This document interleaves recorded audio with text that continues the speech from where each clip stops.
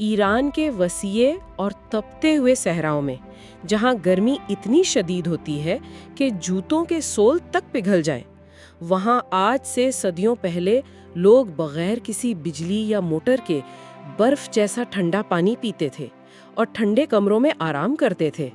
ये कोई जादू नहीं था। हाँ, और ना ही उनके पास आज के दौर के मॉडर्न एयर कंडीशनर्स थे। बिल्कुल, उन्होंने सिर्फ मिट्टी, हवा के रुख और सूरज के जावियों को इस्तेमाल किया। प्योर इंजीनियरिंग के आला तरीन फन से एक ऐसा निज़ाम बनाया जो आज की जदीद टेक्नोलॉजी को भी हैरत में डाल दे। खैर, आइए इसे डिटेल में समझते हैं। तो शिराज की नासिर अल मुल्क मस्जिद की मिसाल मेरे जहन में सबसे पहले आती है। सुबह के वक्त जब सूरज तुलू होता है तो इसकी बारीक रंगीन शीशों वाली खिड़कियां रोशनी को पकड़ लेती हैं। हाँ, वो मंजर वाकई बेहद खूबसूरत होता है ना?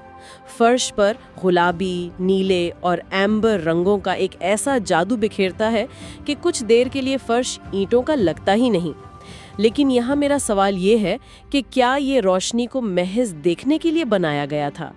क्या ये इमारतें इंसानों के लिए थीं या सूरज के लिए? इस जाविये पर डिजाइन किया गया था कि ये सर्दी के मौसम में जब सूरज नीचे होता है तो इसकी रोशनी को अंदर तक ले आए ताकि मस्जिद ठंडी सुबह में गर्म रह सके। ओह, तो ये एक नेचुरल हीटिंग सिस्टम था। हाँ, और गर्मी के मौसम में जब सूरज ऊपर होता है तो शदीद रोशनी अंदर ना आ सके। इसके साथ साथ ये रोशनी वक्त के गुजरने का एहसास भी दिलाती थी।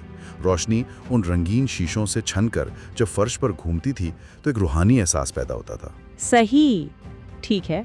शिराज में उन्होंने रोशनी को रंगों में बदल दिया, लेकिन उसके बिल्कुल बरअक्स अगर आम जिंदगी की बात करें, जहां मौसम वाकई एक जानलेवा दुश्मन बन जाता है, जैसे सहरा की शदीद गर्मी, तो वहां सर्वाइवल कैसे होता था? सहरा का माहौल तो वाकई इंतहाई सख्त होता है। हाँ, जैसे यज़्द के पुराने शहर की मिसाल ले लेते हैं। मिट्टी की ईंटों या अडोब से बना ये शहर बिल्कुल ही किसी साई-फाई मूवी के सहराई सैयारे का हिस्सा लगता है। गलियां इतनी तंग, फसीलें इतनी ऊंची और दरवाजे गली से अंदर की तरफ हटकर बनाए गए हैं। ये सब क्या था? ये पूरे थर्मल मैनेजमेंट थी। यज़्द की गलियों का तंग होना और दीवारों का ऊंचा होना एक सोची समझी हिकमत अमली थी। इसका मकसद ये था कि धूप का सीधा जाविया गली के फर्श तक पहुंच ही ना सके, जिसकी वजह से वहां हमेशा साया रहता है। अच्छा, तो साया क्रिएट करने के लिए उन्हें तंग रखा गया। बिल्कुल। इसके अलावा मिट्टी की ईंटें बेहतरीन थर्मल मैस का काम करती हैं। ये मिट्टी दिन की शदीद गर्मी को अपने अंदर जज्ब कर लेती है और हीट को अंदर जाने से रोकती है। फिर रात को जब सहरा ठंडा होता है तो ये ईंटें गर्मी वापस हवा में खारिज कर देती हैं। ये तो एक मुकम्मल नेचुरल इंसुलेशन सिस्टम हो गया। लेकिन मैं जानती हूँ कि सिर्फ दीवारें काफी नहीं थीं। उनके विंड कैचर्स, जिन्हें बदगीर्स कहते हैं, मैं इनके बारे में बहुत क्यूरियस हूँ। ये मिट्टी के ऊंचे बुर्ज हैं जिनके मुंह हवा के रुख पर खुले होते हैं। मैं इन्हें जीरो एमिशन एयर कंडीशनर्स से तशबीह देना चाहूंगी। ये तशबीह बिल्कुल सही है, लेकिन मैं टेक्निकल लेवल पर समझना चाहती हूँ कि ये काम कैसे करते थे।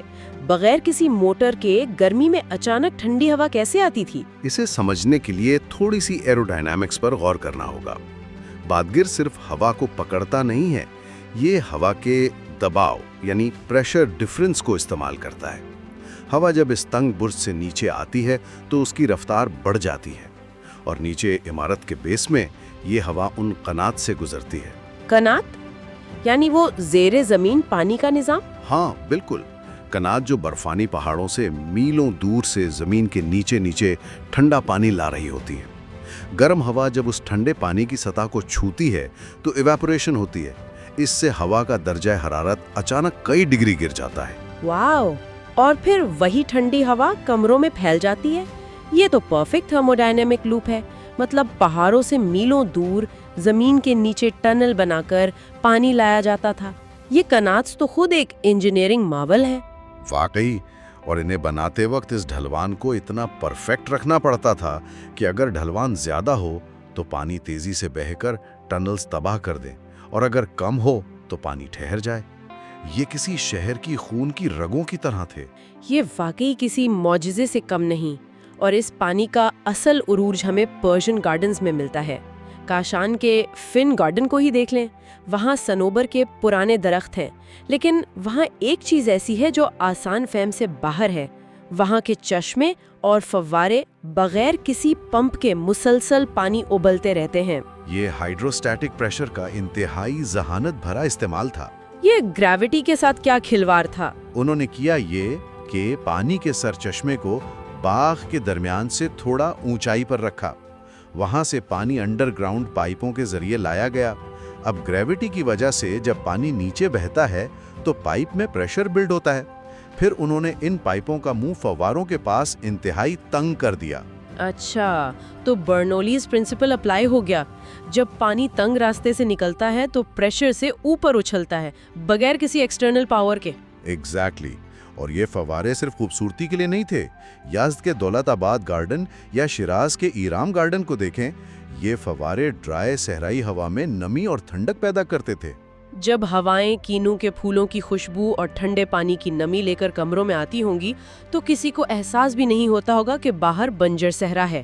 یہی تو ان باغات کا مقصد تھا۔ یہ باغات خشک اور گرم ماحول کے خلاف مہاجمت کا ایک کوریوگرافڈ نظام تھے۔ ہر پتا، پانی کی ہر دھار صرف ماحول کو انسانی آرام کے مطابق ڈھالنے کے لیے تھی۔ یہاں آ کر بات واقعی بہت دلچسپ ہو جاتی ہے۔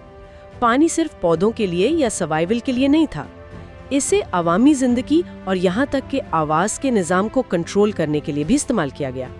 اصفہان کے خواجو برج کی مثال لے لیتے ہیں۔ خواجو برج تو فن تعمیر کی گہرائی کی اعلیٰ مثال ہے نا؟ یہ 17 سینچری کا پل صرف ایک برج نہیں ہے، یہ ایک دم بھی ہے، راستہ بھی اور تفریح گاہ بھی۔ لیکن اس کا سٹیپڈ سپل وے یعنی سیڑھی نما بہاؤ، مجھے سمجھ میں نہیں آتا کہ ایک پل اچانک ایک اکوسٹک انسٹرومنٹ کیسے بن سکتا ہے۔ دیکھیں، جب ندی پر عام ڈیم بنایا جاتا ہے تو پانی جب سیدھا نیچے گرتا ہے تو اس کا شور بہرا کر دینے والا ہوتا ہے، لیکن ان معماروں نے پانی کو سیڑھیوں کے ذریعے گرایا۔ جب پانی ان سٹون سٹیپ سے ٹکراتا ہے تو اس کی کائنیٹک انرجی ٹوٹ جاتی ہے۔ تو گرنے کی آواز ایک مدھم پرسکون سنگیت میں بدل جاتی ہے۔ بالکل، وہ شور ایک وائٹ نوائز بن جاتا ہے، اور برج کے اندر جو آرچز ہیں ان کا میسنری ورک ایسا ہے کہ اندر جانے سے لوگوں کی باتوں کی آوازیں بالکل ڈیمپ ہو جاتی ہیں، یعنی لوگ آرام سے گفتگو کر سکتے ہیں۔ اگر ہم اسے بڑی تصویر سے جوڑیں تو آواز اور خاموشی کا یہ تضاد ایرانی تعمیرات میں بہت عام ہے۔ اصفہان کے نیو جولفا میں وینک کیتھیڈرل کو دیکھیں، باہر سے بالکل سادگی سے بنی مٹی کی عام سی عمارت، لیکن جیسے ہی اندر قدم رکھیں پورا اندرونی حصہ کثیف اور شاندار فریسکوز سے بھرا ہوا ہے۔ یہ اتنا شدید کنٹراسٹ کیوں؟ یہ بیرون اور اندرون کا فلسفہ ہے۔ اگر ہم اسے بڑی تصویر سے جوڑیں تو بیرون یعنی باہر کی دنیا ہمیشہ تبدیلیوں اور شدید موسم کا شکار رہتی ہے، وہاں سادگی ضروری ہے، لیکن اندرون وہاں آپ کی خوبصورتی بنا کسی خوف کے پھول سکتی ہے۔ آرمینین کمیونٹی نے اپنی ثقافت کو اندر احتیاط سے محفوظ رکھا۔ بیرونی سختی کے خلاف اندر کا ٹھہراؤ زبردست۔ یہاں ڈویژن کا ذکرانا بہت ضروری ہے۔ ہاں، ڈویژن کی برف واقعی اپنی مثال آپ ہے۔ لیکن حیرت کی بات یہ ہے کہ جب نچلے علاقوں میں برف پگھل کر واپس خشک پتھروں میں تبدیل ہو چکی ہوتی ہے، ڈویژن کی اونچائیوں پر یہ برف بالکل ویسی ہی برقرار رہتی ہے۔ ایسا کیوں ہوتا ہے؟ اس کے پیچھے ایک مکمل سائنس ہے، میں بتاتی ہوں۔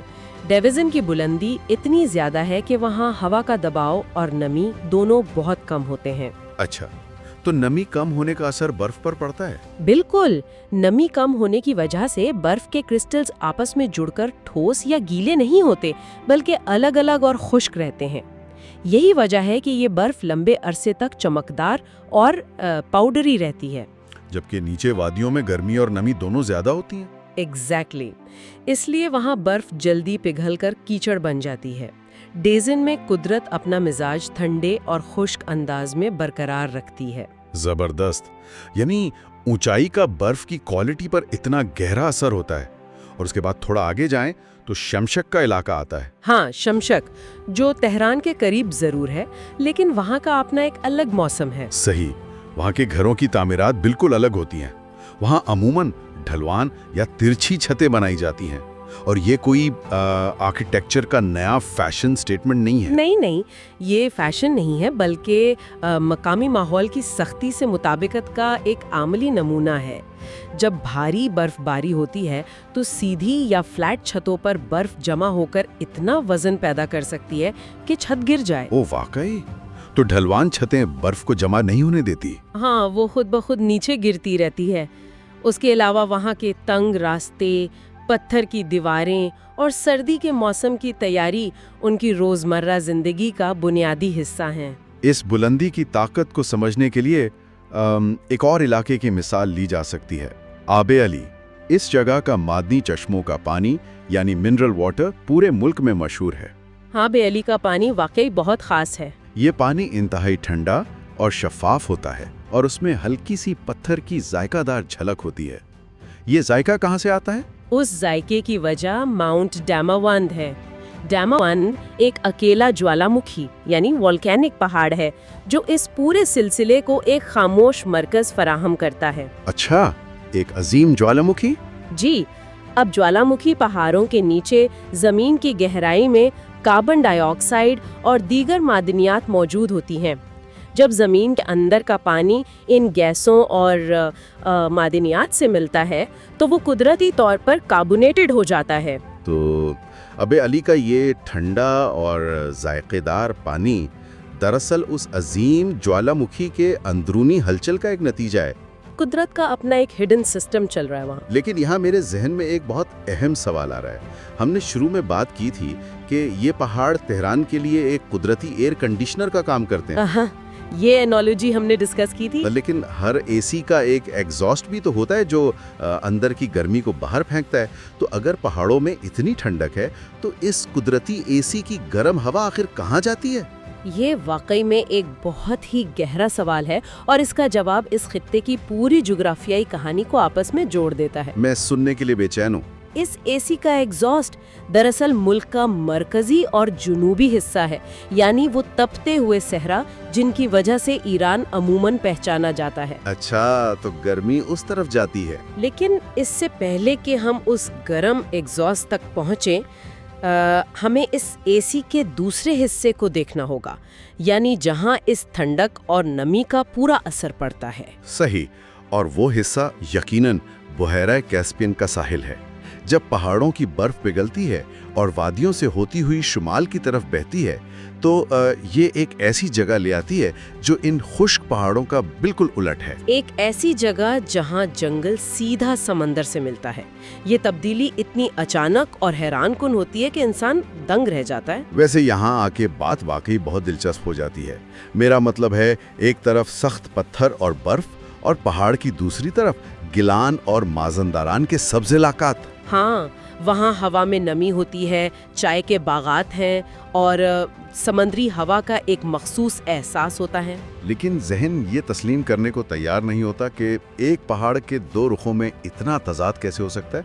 एक तरफ खुश्क पत्थर और दूसरी तरफ इतने घने हरकैनियन जंगल जो समंदर के बिल्कुल करीब आ जाते हैं। सुना है कि कहीं कहीं तो दरख्तों के सब्ज पत्ते और समंदर का पानी तकरीबन आपस में छूते हुए महसूस होते हैं। फिर बंदर अंजाली का लगून है जो नरकुल और परिंदों से भरा हुआ है। ये सब कैसे मुमकिन है? अगर हम इसको बड़ी तस्वीर के साथ जोड़ें तो इसे ज्योग्राफी की जबान में ओरोग्राफिक इफेक्ट या रेन शैडो इफेक्ट कहते हैं। होता ये है कि कैस्पियन समंदर के ऊपर से उठने वाली नमी से भरी हवाएं जब शिमाल से आती हैं तो उनके रास्ते में एल्बोर्स के पहाड़ एक दीवार बन जाते हैं। एग्जैक्टली, एक अजीम दीवार बनकर खड़े हो जाते हैं। ये भारी और नम हवाएं पहाड़ को पार करने के लिए ऊपर उठती हैं। जैसे जैसे वो ऊपर जाती हैं, हवा ठंडी होती है और उसकी नमी बादलों की शक्ल इख्तियार कर लेती है और वहाँ खूब बारिश होती है। अच्छा, यानी ये पहाड़ समंदरी हवा को एक तरह से हाईजैक कर लेते हैं और सारा पानी उसी तरफ गिरा देते हैं। सही पकड़ा आपने। पहाड़ के उस तरफ यानी शिमाल में मुसलसल बारिश होती रहती है, जिसकी वजह से वो घने जंगल उगाए हैं। और दूसरी तरफ क्या होता है? जब वो हवा आखिरकार पहाड़ की चोटी पार करती है और दूसरी तरफ उतरती है, यानी तेहरान और आगे मरकजी हिस्से की तरफ, तो उसमें पानी का एक कतरा भी नहीं बचता। वो बिल्कुल खुश्क और गर्म हवा बन चुकी होती है। अच्छा, تو یہی ہوا آگے چل کر اس خشک صحرا کی شکل بناتی ہے، یعنی وہ اے سی کا ایگزاسٹ اس طرح وجود میں آتا ہے۔ بالکل، پہاڑ نمی کو روک لیتے ہیں اور دوسری طرف صرف خشک ہوا بھیجتے ہیں۔ اس نمی اور سبزے کا اثر وہاں کے لوگوں پر بہت گہرا پڑتا ہے، اسی لیے کیسپین کے ساحل پر مچھلی اور چاول کے کاروبار کا اتنا اثر ہے۔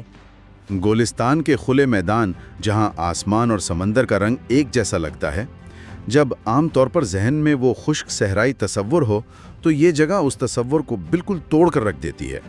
ایسا محسوس ہوتا ہے جیسے بغیر سرحد پار کیے کسی دوسرے ملک میں آ گئے ہوں۔ واقعی، اور قدرت کا یہ پھیلاؤ جب اتنا وسیع ہو، کبھی انتہائی بلند اور ٹھنڈے پہاڑ اور کبھی سمندری جنگل، تو اس سے انسان پر کیا اثر پڑتا ہے؟ یہ ایک بہت بڑا سوال ہے۔ جب انسان کسی ایسے ماحول میں رہتا ہے تو ذہن میں ایک طرح کی بے ترتیبی یا کیوس پیدا ہونے لگتا ہے۔ قدرت کا یہ بڑا سکیل انسان کو چھوٹا اور بے بس محسوس کرواتا ہے۔ یہ پوائنٹ بہت خوبصورت ہے، اور شاید یہی وجہ ہے کہ انسان نے اس قدرتی پھیلاؤ کا مقابلہ کرنے کے لیے اپنے تعمیراتی کاموں میں ترتیب اور سکون پیدا کرنے کی کوشش کی۔ اس کی سب سے بہترین مثال مشہد کا دربار ہے۔ مشہد کا مزار تعمیرات کا ایک انتہائی عظیم نمونہ ہے، جہاں قدرت کے ظاہری شور کے برعکس انسان نے روحانیت اور ترتیب کو پتھر اور شیشے میں ڈھالنے کی کوشش کی ہے۔ بالکل، 8ویں شیعہ امام کے مزار کا یہ عظیم و شان کمپلیکس صرف تعمیرات نہیں بلکہ ذہن کو پرسکون کرنے کی ایک حکمت عملی ہے۔ باہر کی دنیا شور اور بے پناہ پھیلاؤ سے بھری ہوتی ہے، لیکن اندر آتے ہی سب بدل جاتا ہے۔ ہاں، جب اس کمپلیکس میں قدم رکھا جائے تو سنگ مرمر کے فرش، سایہ دار راستے اور بالکل ناپاتلی ہندسی ترتیب یعنی ایگزیکٹ جیومیٹری ایک مخصوص قسم کی شانتی کا احساس دلاتے ہیں۔ وہیں پر گوہرشاد موس کا حوالہ بہت مشہور ہے، جو اپنے نیلے یعنی ٹرکوئز ہندسی نمونوں کے لیے جانی جاتی ہے۔ ان مسجدوں کی اونچی چھتوں کے سائے میں ہوا ٹھہر سی جاتی ہے، لیکن یہاں جس چیز کا ذکر سب سے زیادہ دلچسپ ہے وہ وہاں کا شیشے کا کام ہے، مرر ورک۔ اوہ ہاں، وہاں کا شیشے کا کام تو دنیا بھر میں مشہور ہے۔ چھتوں پر بنائے گئے شیشے کے بے شمار چھوٹے چھوٹے ٹکڑے روشنی کو چمک میں تبدیل کر دیتے ہیں۔ یہ کسی بڑے پرسکون کلائڈوسکوپ کے اندر چلنے جیسا محسوس ہوتا ہے، جیسے چلنے کے دوران روشنی ہلتی ہوئی محسوس ہو رہی ہو۔ آپ نے کلائڈوسکوپ کی مثال تو دی، لیکن یہاں میں تھوڑی سی وضاحت کرتی ہوں۔ کلائڈوسکوپ میں تو ایک بے ترتیبی ہوتی ہے جو گھومنے پر بدلتی رہتی ہے۔ یہاں کا مرر ورک بالکل الگ ہے، اس کے پیچھے ایک خاص مقصد ہوتا ہے۔ اچھا، وہ کیا؟ خشک اور صحرائی علاقے میں سورج کی روشنی بہت سخت اور چبھنے والی ہوتی ہے۔ جب وہ روشنی ان شیشوں پر پڑتی ہے تو وہ ہزاروں چھوٹے ٹکڑوں میں تقسیم ہو جاتی ہے۔ اوہ اچھا، تو یعنی وہ ایک سخت دھوپ کی کرن کو ہزاروں نرم چاندی جیسی کرنوں میں توڑ دیتے ہیں۔ ایگزیکٹلی، وہ دھوپ کی شدت کو ختم کر کے روشنی کو پورے ہال میں ایک نرم چمک کی طرح پھیلا دیتے ہیں۔ اس طرح جگہ روشن بھی رہتی ہے اور سورج کی چبھن بھی محسوس نہیں ہوتی۔ یہ تو بہت ہی کمال کی بات ہے۔ یہ تعمیرات صرف آنکھوں کو بھلی لگنے کے لیے نہیں ہیں۔ نہیں، بالکل نہیں، یہ روحانی اور جسمانی آرام کا ایک نظام ہے۔ باہر کی دنیا کے شور و غل کے برعکس ایک اندرونی ترتیب۔ تو یہ ترتیب انسان کے ذہن کو سکون دینے کا ایک ذریعہ بن جاتی ہے۔ قدرت نے پہاڑ اور سمندر دیے اور انسان نے عبادت گاہوں میں سکون ڈھونڈا، لیکن ثقافت نے اس تعمیراتی عقل کو صرف عبادت گاہوں تک محدود نہیں رکھا۔ ہاں، انہوں نے اسے باہر کی دنیا میں بھی آزمایا۔ بالکل، انہوں نے باہر کے اس تپتے ہوئے خشک صحرائی ماحول کو کنٹرول کرنے کے لیے اسی ہندسی ترتیب کا استعمال کیا، اور اس کی سب سے بہترین مثال ایرانی باغات ہیں۔ یہ باغات دراصل قدرت اور انسان کے درمیان ایک خاموش معاہدے کی طرح لگتے ہیں۔ یہ خاموش معاہدہ بہت مناسب لفظ ہے۔ ایرانی باغ عمومی قسم کے پارک یا جنگل نہیں ہوتے۔ خشک زمین اور ان باغات کی محتاط ڈیزائن کے درمیان واقعی ایک معاہدہ ہوتا ہے، جس میں اونچی دیواریں باہر کے طوفان کو روکتی ہیں۔ ہاں، اور اندر ایک بالکل الگ دنیا ہوتی ہے، جہاں ہر درخت اور پانی کا ہر قطرہ ایک خاص مقصد کے تحت اپنی جگہ پر رکھا جاتا ہے۔ کچھ باغات کی تو تصویریں دیکھ کر ہی حیرت ہوتی ہے، जैसे काशान में फिन गार्डन है, जहाँ पुराने साइप्रस दरख्तों के साए हैं और पत्थर की नालियों में बहता हुआ पानी। फिर शिराज में ईराम गार्डन को देख लें, जहां नारंगी के फूलों की खुशबू होती है। और सबसे अलग महान में शज़दे गार्डन, जो ढलवान पर बना हुआ है, जहां पानी के फव्वारे एक दूसरे को जवाब देते हुए महसूस होते हैं। और फिर याज़्द में दौलताबाद भी है। लेकिन यहाँ मैं एक सवाल उठाना चाहूँगा। जी पूछिए। इन बागात में इतनी सख्त हिंसी तरतीब, यानी ये स्ट्रेट लाइंस और एग्जैक्ट ज्योमेट्री की आखिर क्या ज़रूरत है? इन्हें आम जंगलों की तरह बेतरतीब और कुदरती हाल पर क्यों नहीं छोड़ा गया? यहाँ जो बात सबसे मुतासिर करती है वो ये है कि जब आपको ऐसे खित्ते में जिंदा रहना हो जहाँ कुदरत सख्त हो, जहाँ पानी इंतहाई कम हो, वहाँ बेतरतीबी कुदरत की तरफ से सज़ा बन सकती है। यानी पानी ज़ाया हो सकता है? बिल्कुल। अगर पौधों को बेतरतीब छोड़ दिया जाए तो पानी जल्द ही मिट्टी में ज़ाया हो जाएगा या इवेपोरेट हो जाएगा। इन बागात में पानी को अमूमन सीधी और पतली नालियों में बहाया जाता है, जिन्हें रिल कहते हैं। तो इसका मतलब है कि सीधी और पतली लाइन होने की वजह से पानी कम जगह घेरता है। हाँ, सतह या सरफेस एरिया कम से कम धूप के सामने आता है, जिसकी वजह से इवेपोरेशन बहुत कम होती है। उसके अलावा ये तरतीब पानी की तकसीम को बेहतरीन बनाती है। ये ज्योमेट्री असल में सर्वाइवल और एहतियात की एक शक्ल है। और इसमें साइंस के और भी असूल इस्तेमाल होते हैं, जैसे दौलताबाद के बाग में बाग के साए और सहराई हवा का रुब्त देखा गया है। हाँ, वहाँ ऊंचे विंड कैचर्स होते हैं, जिन्हें बादगीर कहा जाता है, जो बाहर की गर्म हवा को खींचकर बाग के अंदर पानी के फव्वारों के ऊपर से गुजरती हैं। और यहाँ इवेपोरेटिव कूलिंग का वो असूल लागू होता है कि जब पानी इवेपोरेट होता है तो आसपास की हवा ठंडी हो जाती है, और वो गर्म सहराई हवा जब अंदर आती है तो ठंडी और शांति वाली हवा बन जाती है। शाहजादे गार्डन की ढलवान भी सिर्फ कशिश सकल यानी ग्रेविटी के जरिए पानी बहाती है। वाकई बाग की वो पतली सी नाली खुश्क हवा के दरमियान बहती हुई दरअसल उस पूरे खित्ते में जिंदगी की आवाज पैदा करती है। आज की इस गहरी गुफ्तगू में बस इतना ही। वक्त निकालने का शुक्रिया।